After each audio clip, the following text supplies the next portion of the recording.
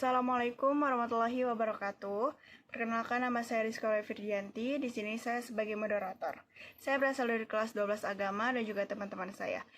Di sini kami berkelompok yang terdiri dari 8 orang yang masing-masingnya akan menjelaskan materi-materinya.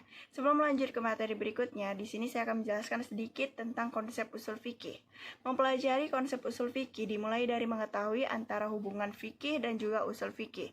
Usul fikih merupakan metode dan jalan tengah untuk memahami hukum Islam.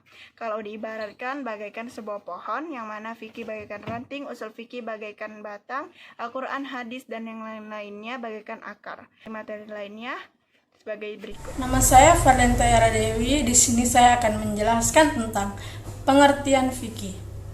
Kata fikih ditinjau dari segi bahasa, berasal dari kata kerja.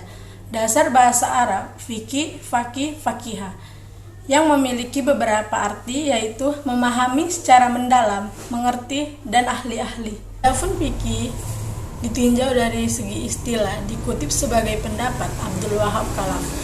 Ibhu wa azmu atu ahkami syariati amaliyati mustafadati min ahdi liha tafsiyati, yang artinya fikih adalah kumpulan atau ketetapan hukum syariah yang berkenaan dengan perbuatan manusia yang diambil dari dalilnya yang jelas dan terperinci. Dari pengertian di atas, dapat disimpulkan bahwa fikih itu berkaitan dengan berbagai ketentuan hukum syara, baik yang telah ditetapkan langsung oleh Allah Subhanahu wa Ta'ala dan Rasul-Nya di dalam Al-Quran dan Al-Hadis, maupun berbagai ketetapan maupun hukum syara yang ditetapkan oleh para ahli fikih atau mujtahid dari masa ke masa. Sedangkan yang dimaksud dengan ketentuan hukum syara adalah ketentuan hukum yang terkait dengan perbuatan manusia dari berbagai aspek kehidupan. Dengan kata lain, hukum syara adalah sejumlah ketentuan hukum yang mengatur semua perbuatan manusia yang meliputi nilai dan ukurannya. Namun, ia tidak mencakup persoalan yang berhubungan dengan akidah. Karena itu, hukum syara haruslah didasarkan pada dalil-dalil yang terperinci yang dijadikan pijakan dan merupakan sumber pembentukan hukum syara. Assalamualaikum warahmatullahi wabarakatuh. Nama saya Tora Warahab. Saya dari kelas 12 IA. Saya akan menampilkan tentang pengertian usul fikih. Pengertian usul fikih ditinjau secara bahasa terdiri dari dua suku kata, yaitu usul dan fikih. Kata usul adalah bentuk jamak dari kata al-as, yang berarti sesuatu yang menjadi dasar atau landasan bagi lainnya. Adapun kata al-fiqh, sebagaimana yang diuraikan tersebut, berarti paham atau mengerti secara mendalam. Adapun secara istilah, usul fikih sebagaimana dijelaskan oleh Muhammad Al-Syaukani, idrakul qawaidil lati yatawassalu biha ila istinbatil hukum syar'iyah far'iyati min adilatiha tafsiliyah.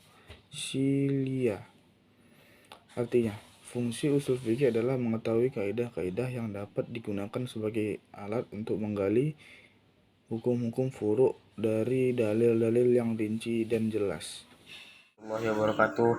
Perkenalkan, nama saya Datuk Muhammad Rafi. Di sini saya akan memberikan definisi usul fikih menurut Kutub Mustanasanu dalam kitab Mujammu Salat adalah, yang artinya usul fikih adalah kaidah-kaidah yang digunakan oleh seorang mujtahid untuk memahami nas Alkitab dan As-Sunnah. Definisi di atas ini menyimpulkan bahwa usul fikih merupakan sarana atau alat yang dapat digunakan untuk memahami nas Al-Quran dan As-Sunnah agar dapat menghasilkan hukum-hukum syara. Dengan kata lain, usul fikih merupakan metodologi atau teori yang tidak hanya dapat digunakan untuk memahami hukum-hukum syara saja, melainkan dapat berfungsi untuk menetapkan diri menghasilkan hukum syara yang bersifat furu'iyah. Assalamualaikum warahmatullahi wabarakatuh. Nama saya Billy Prasetyo. Di sini saya akan menjelaskan tentang objek pembahasan ilmu fikih. Materinya yaitu ilmu fikih merupakan cabang furu dari ilmu usul fikih.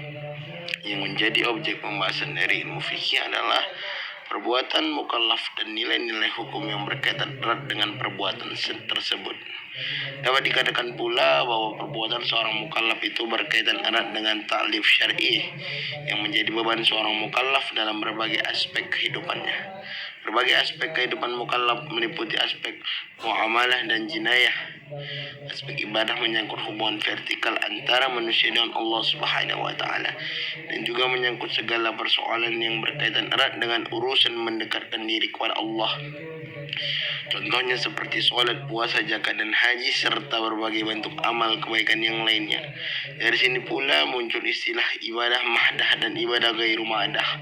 Ibadah mahdah adalah ibadah yang memiliki syarat dan rukun yang ditentukan oleh syariat dan pelaksanaannya dijelaskan dalam Al-Quran dan hadis.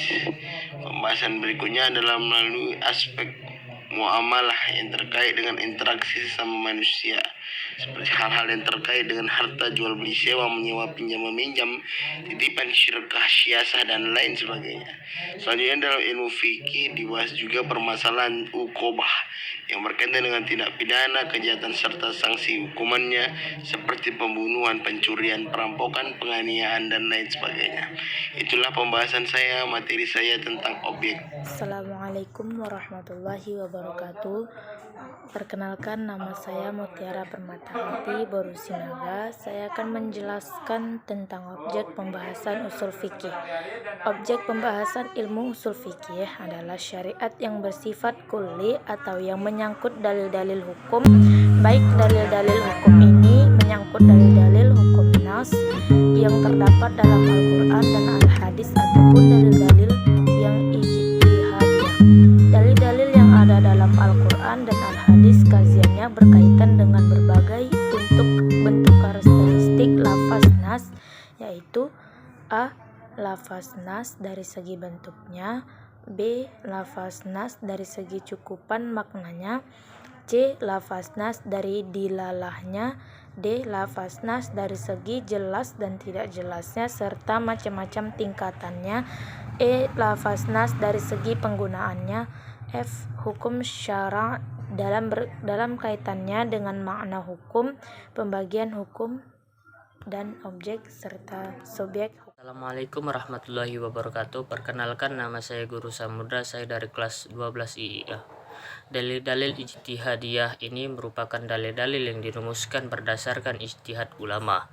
Dalil-dalil tersebut seperti yang pertama al-ijma', al-qiyas, al-istihsan, al-masyalah mursalah, al-istihsab, sadduz zari'ah, al-uruf, syar'u man qablana, dan mazhab sahabi.